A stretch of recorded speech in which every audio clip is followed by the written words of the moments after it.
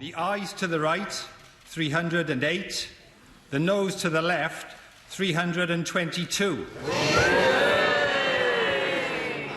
Another chaotic Brexit twist. UK lawmakers rejecting the British Prime Minister's tight 3-day timetable to rush Boris Johnson's divorce deal through the House of Commons. So the noes have it. The noes have it. Mr. Speaker, I must express my disappointment that the House has again voted for delay, rather than a timetable that would have guaranteed that the UK would be in a position to leave the EU on October the 31st with a deal.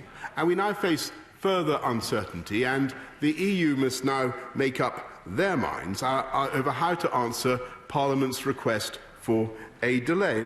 Ahead of the late-day vote Tuesday, Johnson had warned Parliament that if it defeated him on the schedule and forced a delay of Britain's exit from the European Union until January, he would push for an election. Over the weekend, Johnson was forced by his opponents into asking the EU for a delay beyond the October 31st deadline, something the British PM had vowed he'd never do.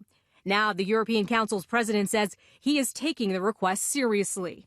I am consulting the leaders on how to react and will decide in the coming days. It is obvious that the result of these consultations will very much depend on what the British Parliament decides or doesn't decide. We should be ready for every scenario. But one thing must be clear.